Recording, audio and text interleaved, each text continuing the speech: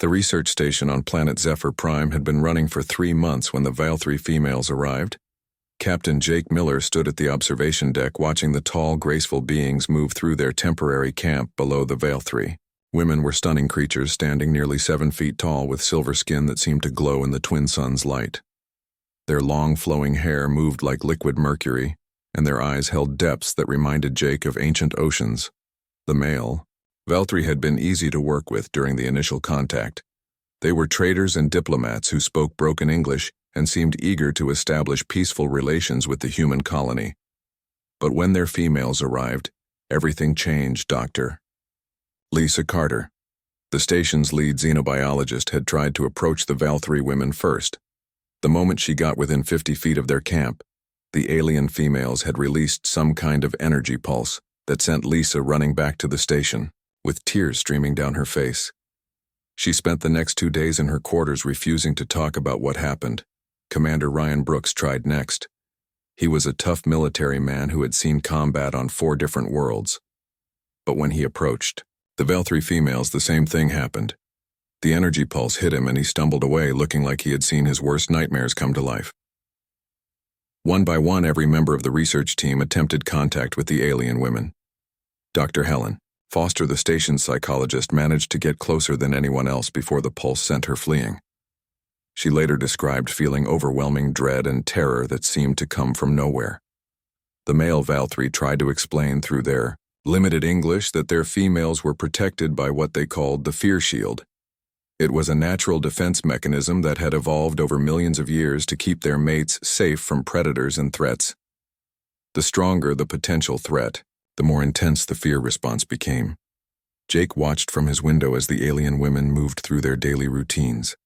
They tended strange crystalline gardens that grew in perfect geometric patterns. They sang in harmonies that made the air itself seem to vibrate with music. They performed dances that looked like they were painting pictures in the sky with their movements. Every human who had tried to approach them had been turned away by the fear response. Every human except Jake had given up trying. But Jake felt something different when he looked at the Val-3 females. He felt curious rather than cautious.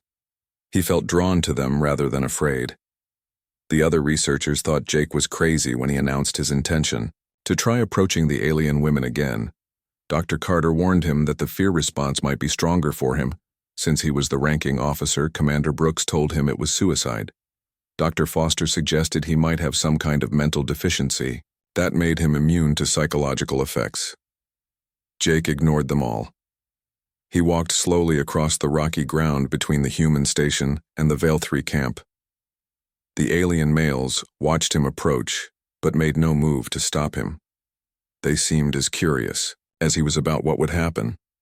The Val-3 females noticed him coming when he was still 100 yards away. They stopped their activities and turned to face him.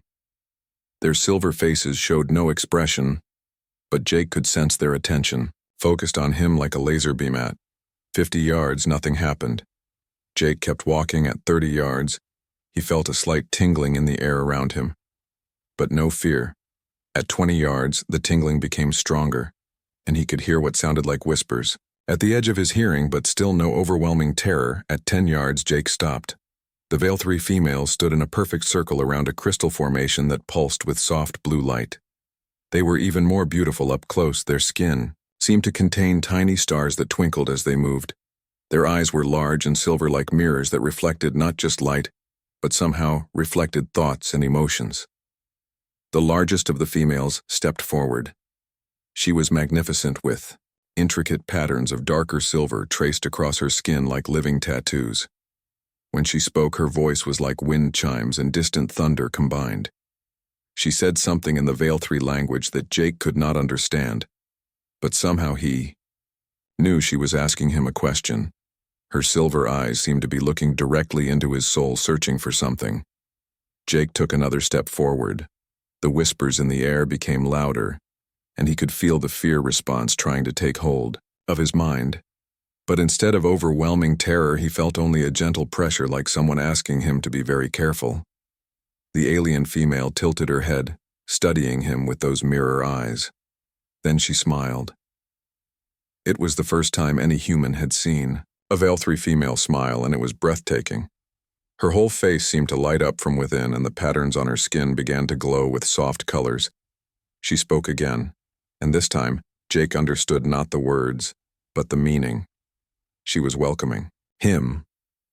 She was saying that he was safe here, that he could come closer if he wished.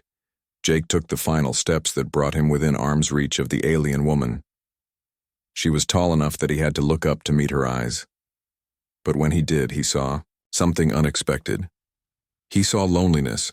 The Val-3 females were protected by their fear response, but that same protection isolated them. They could only be close to their own males, and even then only certain ones who had proven themselves worthy. Over long periods of time, they had been curious about humans but unable to make contact because of their natural defenses. But Jake was different somehow. The fear response that kept others away barely affected him. The alien female reached out with one long, graceful hand and touched his face. Her skin was warm and smooth like polished metal. But alive, Jake understood then why he had been able to approach when others could not. It was not because he was braver or stronger or more special than his crewmates. It was because he was not a threat. The Val-3 females could sense the intentions of anyone who approached them. And Jake's intentions had always been pure curiosity and wonder, rather than fear or desire to control.